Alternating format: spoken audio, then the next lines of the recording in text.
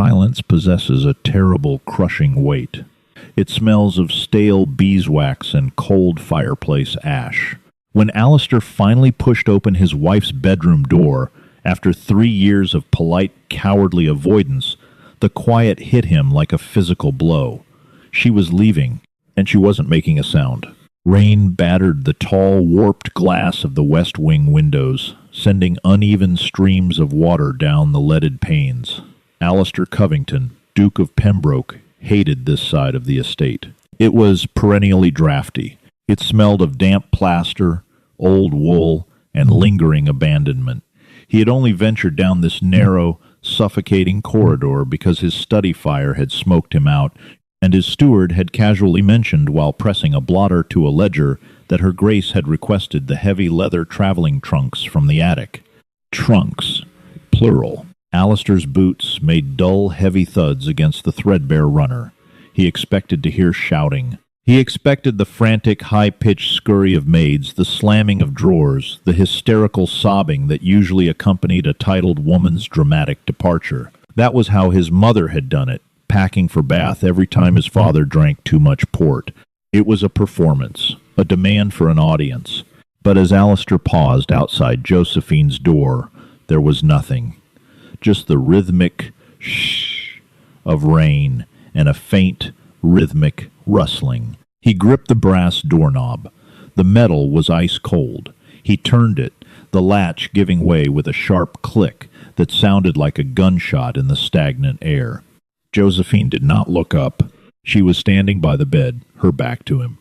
An enormous brass-bound trunk sat open on the mattress, smelling sharply of cedar and old leather. She was holding a heavy winter cloak, the dark green one he had bought her during their first year of marriage, back when he still tried. Her hands, which he vaguely remembered as soft and manicured, looked pale and raw at the knuckles. She folded the thick wool with a startling mechanical efficiency. Down the middle. Sleeves tucked in. A sharp press of her palms to flatten the bulk. Then she placed it into the trunk. "Josephine," Alistair said. His voice rasped. It sounded loud and abrasive, completely out of place in this room. She turned.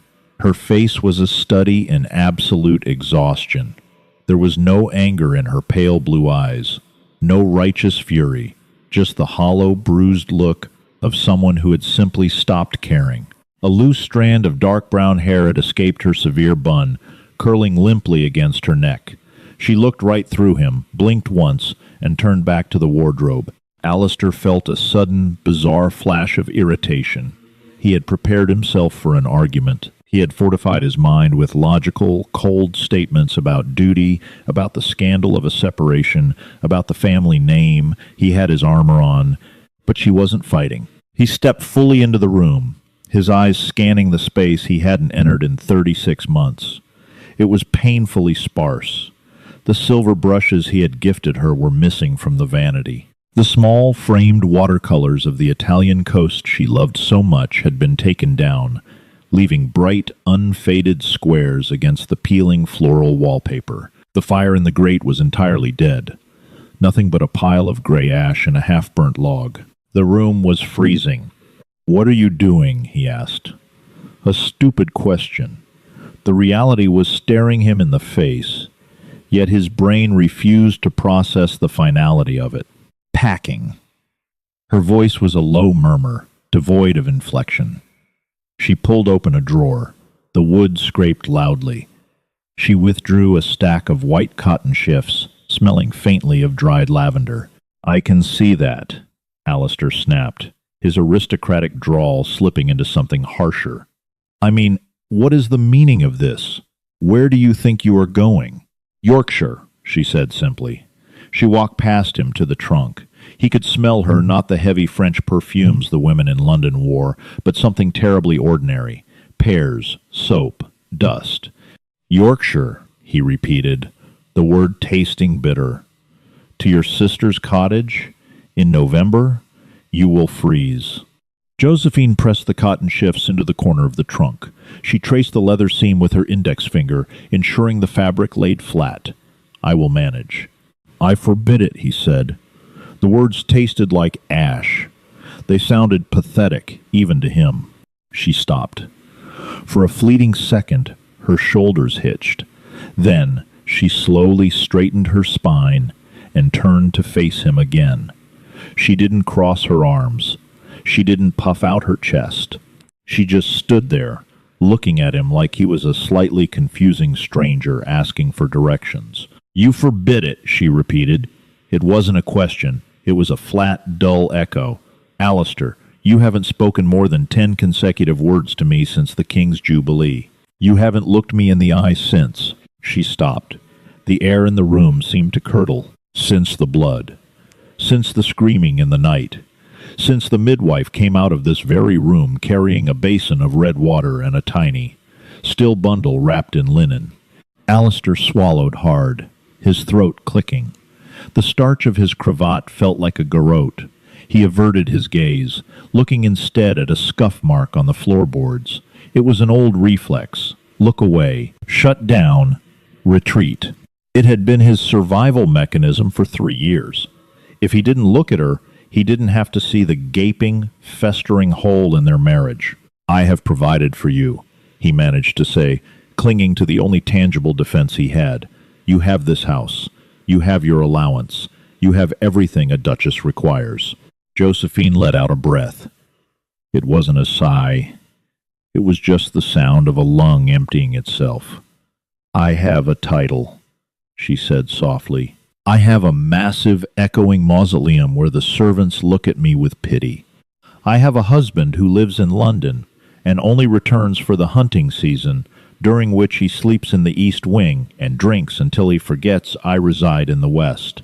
She walked back to the wardrobe. Her movements were calm, deliberate. She reached up and pulled down a small, worn leather valise. "I am 30 years old, Alistair. I am tired of being a ghost in my own life." Minutes bled into the cold air, stretching the silence until it felt brittle enough to snap.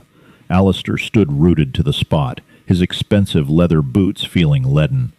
The floorboards finally groaned as he shifted his weight, a sharp crack that shattered the room's fragile quiet. Josephine didn't flinch. She simply unbuckled the valise. The harsh metallic scrape of the clasp echoed off the bare walls. "You are acting impulsively," Alistair said. He hated how reasonable he sounded. He hated that his tone was the exact one he used when negotiating grain tariffs with his tenants. "It is the weather. It makes everyone melancholy. I will have the housekeeper light a proper fire in here. We will discuss this over dinner." Josephine paused. Her fingers rested lightly on the brass buckle. "There is nothing to discuss. I am not negotiating a treaty, Alistair. I am leaving." He closed the distance between them, stepping far too close. He wanted to intimidate her into stopping, to use his sheer physical presence to halt this slow-motion disaster. He reached out and grabbed the edge of a heavy wool shawl she was about to fold. "Stop," he commanded, his voice dropping an octave. Josephine didn't pull the shawl away. She let go of it entirely. The fabric dropped into his hands, soft and heavy. She simply turned back to the wardrobe for something else. The rejection was absolute. If she had yanked it back, it would have been a fight, a connection. By letting go, she proved how little he mattered. Alistair stared at the shawl in his hands. It was gray, frayed at the edges. Why was a duchess wearing frayed wool? A sudden sharp spike of shame pierced through his irritation. He didn't know what she wore. He didn't know how she spent her days. He had spent 3 years ensuring he knew absolutely nothing about her. "I am your husband," he said to her back. "Legally," she agreed, pulling out a pair of sensible, thick-soled walking boots. She carried them to the trunk and wedged them against the cedar siding. "And for the last 3 years, I've honored that legal contract by staying out of your way, smiling at the local vicar, and not causing a scandal. I consider my debt paid." "Debt?" Alistair dropped the shawl onto the mattress. "Is that what this is? A transaction?"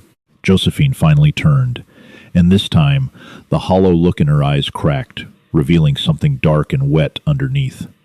"Isn't it? What else do we have left?" She walked toward her vanity, pulling open the top drawer. She bypassed the velvet jewelry boxes holding the Covington diamonds. Instead, she reached for a small, cheap wooden box. Her hand trembled slightly as she pulled it out. Alistair recognized the box. His stomach plummeted, leaving him nauseous and hollow. It was the box that held the only physical evidence of the child they had lost. A lock of hair, a tiny silver rattle. She opened it. The tiny hinge squeaked. She didn't look at the contents, just snapped it shut and walked toward her valise. "Don't," Alistair whispered. The word tore its way out of his throat, jagged and unpolished. She stopped, looking at him over her shoulder. "Don't what? Don't take my own grief with me? Or don't remind you of yours?" "Josephine, please." He didn't know what he was asking. "Please don't leave. Please don't open that box. Please don't make me feel this." "I needed you," she said. Her voice was terribly quiet, barely louder than the rain striking the glass. "Afterward, I needed you to sit with me in the dark. I needed you to hold my hand while I bled. But you couldn't stand the sight of my grief. It offended you. So you left." "I didn't leave," he lied instinctively, his jaw tight. "I went to London to handle estate business. I provided the best physicians." "You sent a man with a bag of leeches and a bottle of laudanum," she corrected, her voice entirely flat. "And you stayed away for 5 months. When you came back, you knocked on my door, asked if I was quite well, and then moved your things to the East Wing." She placed the wooden box into the valise, burying it beneath a pair of thick wool stockings. "You didn't want a wife who wept, Alistair. You wanted a portrait, and I tried to be a portrait. I sat very still. I gathered dust. But I am suffocating in this house." Alistair watched her hands. They were shaking now. The mechanical rhythm had broken.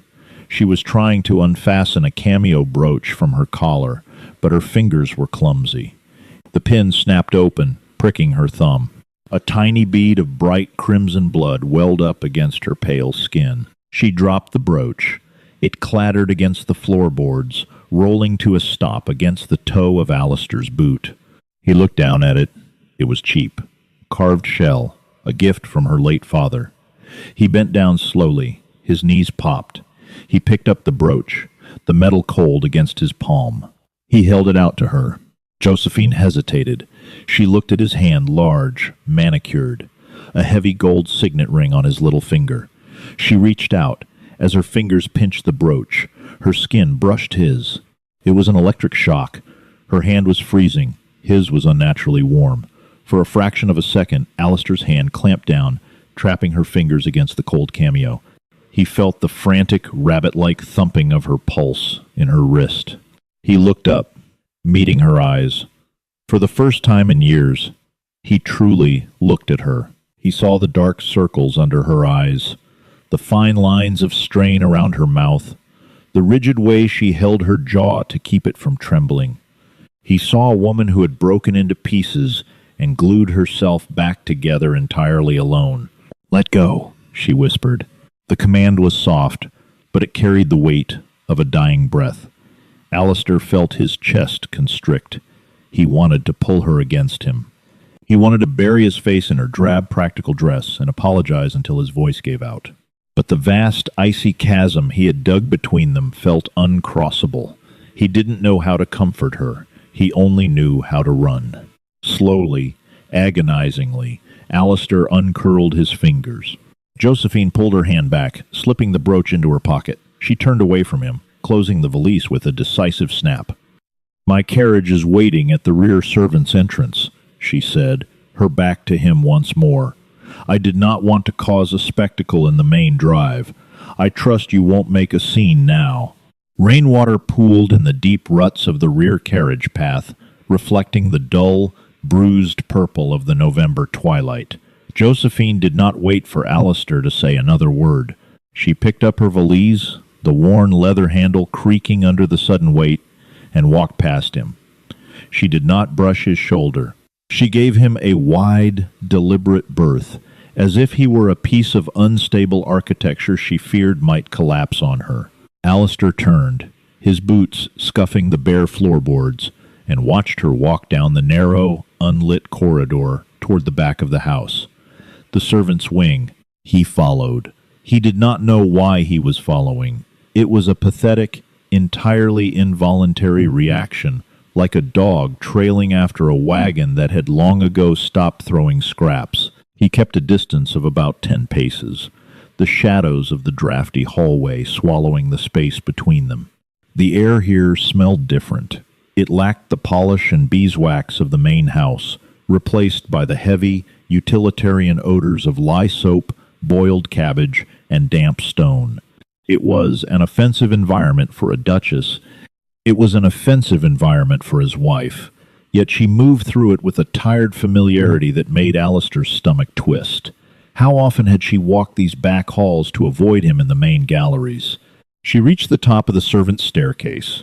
It was a steep, treacherous descent of raw oak planks, worn into shallow dips in the center by decades of hurrying maids.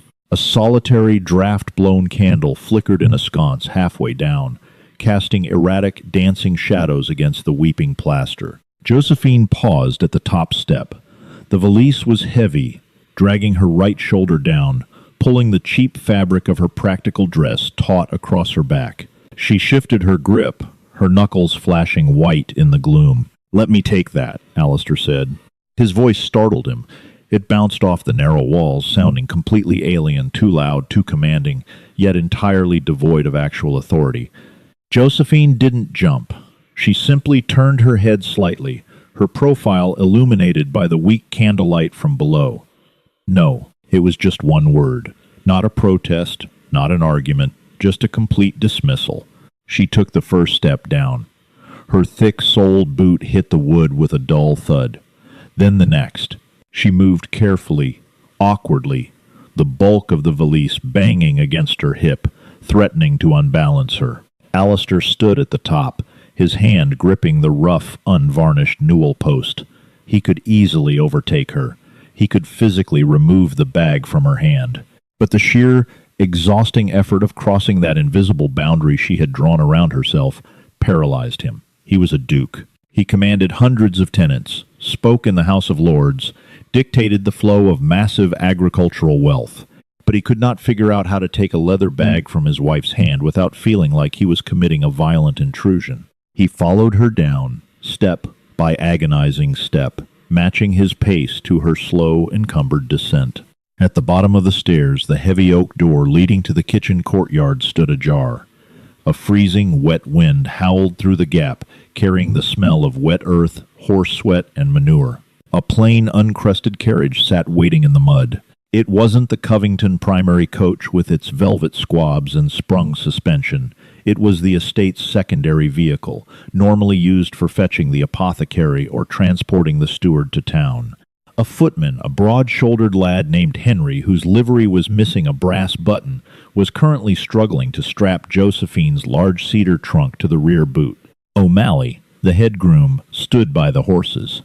He was soaked through, his heavy wool coat plastered to his shoulders, rainwater dripping from the brim of his battered felt hat. The horses were restless, stomping their heavy hooves into the muck, their breath pluming in thick white clouds against the darkening sky.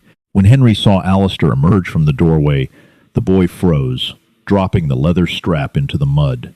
O'Malley stiffened, his hand flying to his hat brim. The sheer panic in their eyes was unmistakable. They were aiding the Duchess in a clandestine departure, and the master of the house had just caught them. "Your Grace," Henry stammered, taking a clumsy step back, nearly tripping over the muddy strap. Alistair ignored them. He was staring at the back of Josephine's head. She stepped out into the rain. She didn't pull her hood up. The freezing water immediately darkened the brown hair at her nape, plastering the loose strands to her skin. She walked straight to the carriage door. She didn't wait for Henry to open it. She wrenched the latch herself, the rusted metal letting out an ugly shriek, and threw her valise onto the floorboards. "Josephine," Alistair said again. He stepped out into the courtyard. The rain hit his face like tiny, icy needles. His pristine boots sank immediately into the slurry of mud and straw. She stopped, one foot on the iron carriage step. She didn't turn around. She just rested her forehead against the wet, painted wood of the doorframe. Her shoulders heaved once. "Go back inside, Alistair," she said, her voice muffled, fighting against the sound of the driving rain. "You are ruining your boots." It was the most devastating thing she could have said. It wasn't an insult. It was an observation of his priorities. She actually believed he cared more about his Italian leather than the fact that his wife was leaving him. And the sickening truth was, for 3 years, he had given her every reason to believe exactly that. "Do not do this," he managed, the words scraping his throat. She finally turned. Her face was wet, though whether from rain or tears, he couldn't tell. The cynicism in her eyes was total. It was a dense, impenetrable wall. "I have already done it," she replied. "I did it 1,000 times in my head while sitting in that freezing room. Now my body is just catching up." She hoisted herself into the carriage.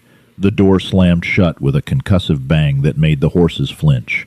O'Malley, reading the absolute finality in the sound, scrambled onto the driver's box, not daring to look at Alistair again. Henry hastily secured the final strap on the trunk and practically ran back toward the stables. Alistair stood in the mud. He listened to the wet, sucking sound of the carriage wheels tearing themselves free from the mud. He watched the heavy wooden spokes turn, throwing clumps of earth into the air.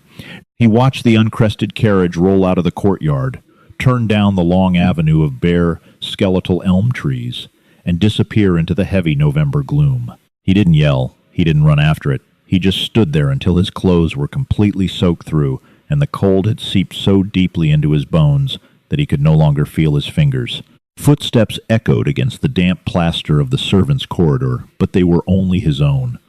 Alistair dragged himself back up the narrow, winding staircase. His clothes were heavy, clinging to his skin like a wet shroud. Water dripped from the hem of his coat, leaving dark, irregular stains on the worn oak steps. He reached the main level and bypassed the heavy double doors that led to the east wing to his warm study, his decanter of scotch, his blazing fire. Instead, he turned left, his boots squeaking miserably against the floorboards, and walked back to the room she had just abandoned. The door was still wide open, exactly as he had left it. He walked inside. It felt emptier now, though the only things missing were one trunk, a valise, and a woman who had barely made a sound anyway. Yet the vacuum she left behind was suffocating. Alistair closed the door behind him. The latch clicked shut, sealing him inside the freezing, stale air. He walked to the center of the room and stopped. His wet clothes were chilling him to the core, his muscles spasming slightly under the wet wool, but he made no move to strip them off. He deserved the cold. He wanted it to bite. He looked at the bed. The heavy mattress bore a deep, rectangular indentation where her trunk had sat for the last hour. He walked over to it and placed his hand against the quilt. The fabric was cold. Everything was cold. A sudden, violent wave of nausea hit him. It wasn't a delicate, aristocratic swoon. It was a raw, biological reaction to an overwhelming psychological collapse. He gagged, bending forward, his hands gripping the edge of the mattress to keep from falling. His tight cravat felt like a hangman's noose. He reached up with clumsy, numb fingers and tore at the silk, ripping it away from his throat and throwing it onto the floor. He sucked in a ragged breath, but the air smelled of stale beeswax and the dead ash in the fireplace. It smelled like a tomb, because that's what this was. He had turned this room into a crypt for a living woman. Alistair forced himself to stand upright. He turned toward her vanity. The drawers were slightly misaligned, pushed shut in a hurry. He walked over to the cheap peeling piece of furniture and gripped the brass handles of the top drawer. He pulled it open. It was empty, save for a few stray hairpins that had rolled into the corner and a fine layer of dust. He slammed the drawer shut. The loud crack made him flinch. He opened the next one. Empty. He opened the wardrobe. A few moth-eaten gowns she hadn't bothered to take hung limply from wooden hangers. They looked like ghosts, hollow and abandoned. His eyes fell to the floor, near the vanity. There, hidden half beneath the shadow of the carved leg, was a tiny, glinting object. Alistair knelt, his soaked trousers plastered against his knees, the cold seeping through. He reached under the vanity and retrieved the object. It was the cameo brooch, the cheap, carved shell. She had dropped it when she pricked her finger, and in the tension of the moment, neither of them had retrieved it. He held it in the palm of his hand. There was a microscopic smear of dried rust-colored blood on the silver pin. Her blood. The dam broke. 3 years of meticulously constructed stoicism, 3 years of pretending that if he just ignored the silence, it wouldn't deafen him, shattered completely. It didn't happen with a roar or a dramatic sob. It happened with a pathetic, high-pitched wheeze that escaped his chest, followed by a total collapse of his posture. He slumped against the side of the vanity, sitting flat on the freezing floorboards, pulling his knees up, ignoring the wet fabric sticking to his skin. He clutched the cheap cameo in his large, shaking hand, pressing the sharp silver pin directly into his palm until it dug into the flesh, needing the physical pain to anchor him. God, he whispered to the empty room. The memory of the night they lost, the child hit him, not the sanitized version he told himself, but the reality. He remembered standing in the hallway, listening to her guttural, animalistic screams of pain and loss. He remembered the physician walking out, shaking his head, wiping his hands on a towel. He remembered walking into the room, smelling the heavy, metallic stench of copper and sweat. He remembered seeing Josephine, pale as parchment, her eyes wild, reaching her arms out to him. And he remembered turning around and walking out. He had told himself he was fetching more help. He had told himself he needed to arrange the burial. He had constructed 100 administrative excuses to justify why he could not stand by that bed. But the truth, sitting here on the floor 3 years later, was painfully clear. He had been terrified. He had seen the agonizing reality of human fragility, the chaotic, messy, horrifying nature of death, and he had sprinted in the opposite direction. He had punished her for being the vessel of that trauma. He had isolated her because looking at her reminded him of his own ultimate cowardice. He had demanded she be a quiet, dignified portrait because the living, grieving woman was too much for him to handle. Alistair squeezed his eyes shut. A single, hot tear leaked out, cutting a warm path down his freezing cheek. It tasted like salt and defeat. He sat there for a long time, the shadows lengthening, the rain continuing its relentless assault against the warped glass. He was a man who had successfully managed thousands of acres, but he had entirely bankrupted his own soul. Slowly, the numbness in his legs began to burn. The physical discomfort finally forced him to open his eyes. He looked at the indentation on the bed again. He looked at the empty drawer. He looked at the cameo in his hand. She was going to Yorkshire. It was a 3-day journey by carriage. The roads would be mud-choked and treacherous. She was traveling in an unheated, uncrested estate coach with an aging driver and a terrified footman. Alistair didn't stand up with a sudden burst of heroic resolve. He felt sick, exhausted, and utterly loathsome. He was terrified of what she would say to him if he caught her. He was terrified of the look of profound exhaustion in her eyes. But sitting in this tomb, smelling the dead ash, he realized something far worse. If he let her cross the county line, he would officially become a ghost himself. He pushed himself off the floor, his joints popping, his wet clothes heavy and unyielding. He didn't ring for a servant. He didn't change his clothes. He walked out of the room, clutching the cameo so tightly his knuckles turned white, and headed back down the stairs toward the stables. Lantern light bled through the cracked wooden slats of the main stables, casting fractured, restless shadows across the flooded yard. Alistair shoved the heavy door open, the rusted hinges squealing against the roar of the downpour. The interior smelled fiercely of ammonia, damp hay, and the warm, heavy musk of resting animals.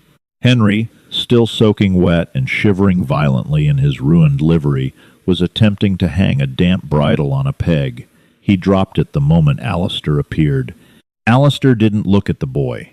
He walked straight to the third stall, where a massive, deep-chested, dapple-gray hunter was aggressively chewing on a mouthful of oats. The horse snorted, stomping a hoof against the packed dirt floor. "Saddle him!" Alistair barked. His teeth were chattering, his jaw tight to keep his voice from vibrating. "Your Grace?" Henry squeaked, paralyzed. "Saddle the damn horse, Henry, or I will do it myself and fire you immediately after." The boy scrambled. There was no time for proper brushing or care. A cold, stiff leather saddle was thrown over the gray's back, the girth tightened with frantic, clumsy pulls. Alistair didn't wait for a riding crop or a heavy cloak. He hauled himself up into the saddle. His wet trousers immediately wickeded the cold moisture from the leather, chilling his thighs to the bone. He dug his heels into the grey's flanks. The horse surged forward, tearing out of the stable into the blinding rain. The estate road was an unnavigable nightmare. The gravel had washed away, leaving deep, treacherous channels of thick clay and pooling water. The grey slipped twice, its hindquarters dropping, muscles straining wildly to find purchase in the muck. Alistair clung to the reins, the coarse, wet mane whipping against his knuckles. He couldn't see more than 10 feet ahead. The rain was a physical wall, driving into his eyes, tasting of grit and chalk. His lungs burned. The cold had settled so deeply into his chest that every breath felt jagged. But his right hand, clenched tight around the reins, still pressed the tiny carved cameo into his palm. The sharp pin was a constant biting anchor. They rode for 2 miles. The darkness was absolute, save for the weak, bruised purple of the horizon. Then he saw it. A faint, swinging halo of yellow light struggling through the curtain of rain. The uncrested carriage was moving at a pathetic, agonizing crawl. The wheels were sinking half a foot into the mud with every rotation. O'Malley was standing on the driver's box, shouting hoarsely at the exhausted horses, his whip cracking uselessly over their heads. Alistair pushed the grey harder, the horse's chest heaving like a bellows. As he pulled alongside the carriage, he leaned over, risking a broken neck if the horse stumbled. "Halt!" Alistair roared. The wind swallowed the sound entirely. He kicked the grey forward, cutting directly across the lead horse's path. The carriage horses panicked, rearing and plunging into the deep mud. O'Malley screamed a curse, throwing his entire weight backward onto the brake lever. The heavy wooden wheels locked, skidding blindly, before grinding to a violent, shuddering halt that tilted the entire chassis dangerously to the left.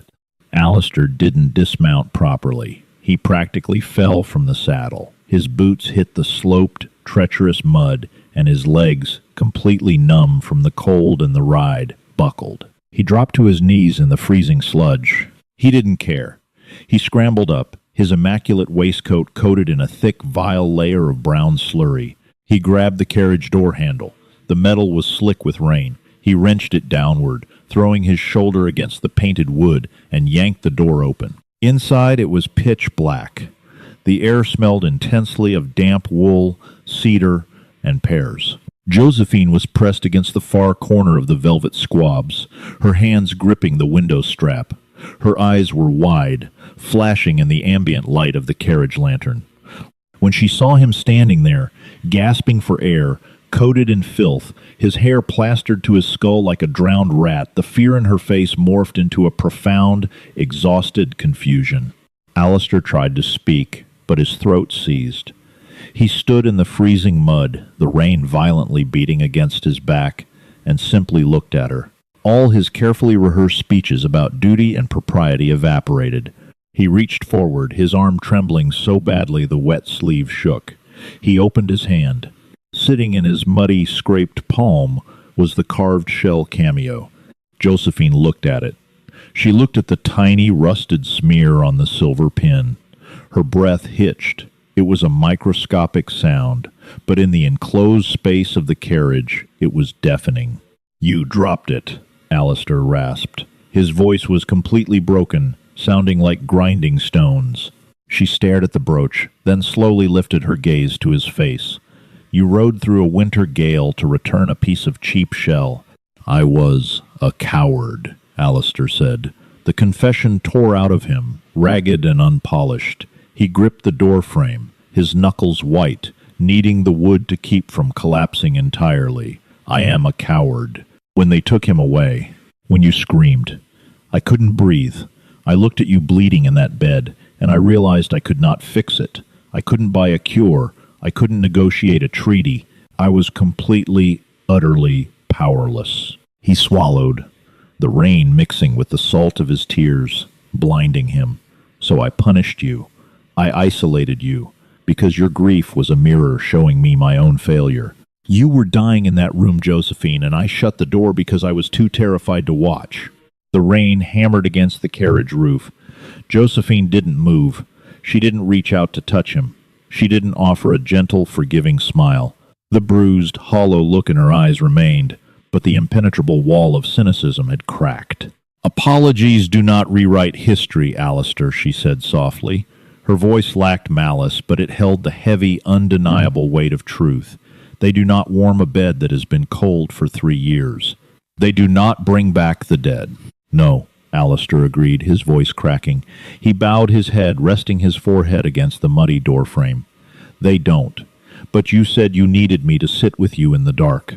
I am 3 years late, Josephine, but I am here. I am here. Silence stretched between them, heavier than the storm outside. Alistair kept his eyes closed, waiting for the final rejection, waiting for her to tell him to close the door. He heard the rustle of heavy wool. "You are ruining my velvet cushions, Alistair," she murmured. Alistair snapped, his eyes open. Josephine had shifted slightly on the bench, leaving a space beside her in the cramped, freezing dark. "The carriage is going to Yorkshire," she said, her voice entirely flat, though her hands were trembling as she pulled her frayed shawl tighter. "It is a 3-day journey. If you want to sit in the dark, you will have to do it there." Alistair stared at her. It wasn't forgiveness. It wasn't a miraculous restoration of their marriage. It was simply an open door. A brutal, uncomfortable, exhausting road ahead. He didn't hesitate. He pulled himself up into the carriage, bringing the mud, the rain, and the cold with him, and pulled the door shut against the storm. If you felt the raw tension of Alistair's desperate ride and Josephine's grounded, imperfect choice, drop a like and share this video with a fellow historical drama lover. Do you think a 3-day carriage ride to Yorkshire is enough to start fixing 3 years of painful silence, or is this just the beginning of a much harder road? Subscribe and hit the notification bell for more deeply human emotional storytelling. Thank you for watching.